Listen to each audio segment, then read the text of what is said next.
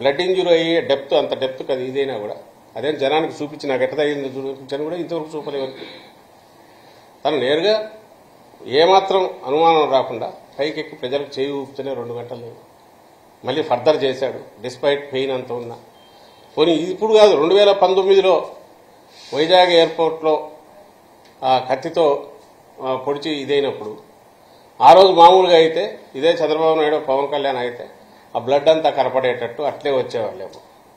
ఈయన అసలు బ్లడ్ కనపడకుండా ఇమ్మీడియట్ షర్ట్ మార్చుకున్నాడు. ఇక్కడ ఎయిర్పోర్ట్లో దిగి హైదరాబాద్లో తర్వాత టీవీల్లో వచ్చేంత వరకు బయట ప్రపంచానికి తెలియదు. ఆయనతో పాటు జర్నీ చేసిన వాళ్ళు కూడా అస్సలు ఐడియా లేదు.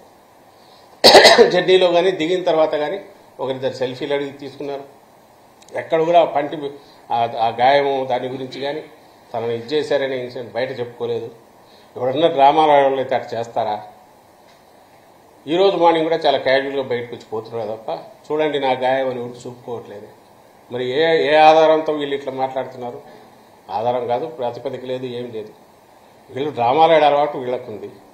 వీళ్ళకు జనంలో ఆదరణ లేదు. జగన్మోహన్ రెడ్డి గారికి విపరీతంగా వస్తుంది. సో దాన్ని తట్టుకోలేకపోతున్నారు.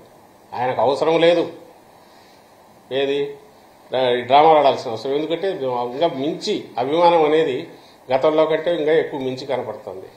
డ్రామాలు వేసే అలవాటు లేదు. దానికి ఆయనే సాక్ష్యం.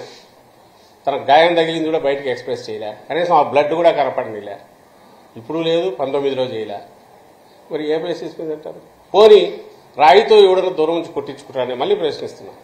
వీళ్ళల్లో మాట్లాడే వాళ్ళల్లో వాళ్ళ మనిషినే పెట్టి కొట్టించుకోమనండి. దూరం నుంచి కొట్టించుకుంటారా? కొట్టించుకొని డ్రామా అని రుజువు చేయమండి. అది జరగని పని వాళ్ళకు తెలుసు. ఎందుకు ఇవన్నీ అంటున్నారంటే భయపడుతున్నారు, బాగా భయపడుతున్నారు. అయిపోయింది.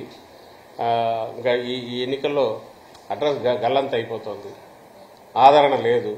ఎక్కడికి పోయినా దడి కట్టుకొని మీటింగులు జరుపుకుంటున్నారు, బ్లోఅప్ చేసి ఫోటోలు వేసుకుంటున్నారు. ఈ పక్క విపరీతంగా జనప్రవాహం విపరీతంగా ఉంది జగన్మోహన్ రెడ్డి గారు. సో ఇదంతా వాళ్ళదంతా తెచ్చేసి దానికి ఒక భద్రతా వైఫల్యము యూపులు డిస్కషన్ డైవర్ట్ చేయాలని, అసలు ఎవరు అటాకర్ అనే దాని మీద నుంచి మిగిలిన సంబంధం లేని ఇష్యూస్ మీద తీసుకెళ్లాలని, అలాగే ప్రజల్లో కన్ఫ్యూజన్ క్రియేట్ చేయాలని చేసే ప్రయత్నం తప్ప వాళ్ళ దాంట్లో ఏ పార్టీ ఇది లేదు. అది ప్రజలు కూడా బాగా అర్థమవుతుంది. అందుకే ఏవగించుకుంటున్నారు. మనిషికి దెబ్బ తగిలితే సానుభూతి చూపించి ప్రధానమంత్రి ఇంక్లూడింగ్ చంద్రబాబు కూడా అన్నాడు. మళ్ళీ విచిత్రం, ఖండిస్తున్నాను ఇదని చెప్పి అంటూనే మళ్ళీ ఇంకో పక్క దాడి అని ఆయనే అని మళ్ళీ ఇంకో పక్క ఇది డ్రామా అని ఆయనే అంటాడు. దాడి అయినా కావాలి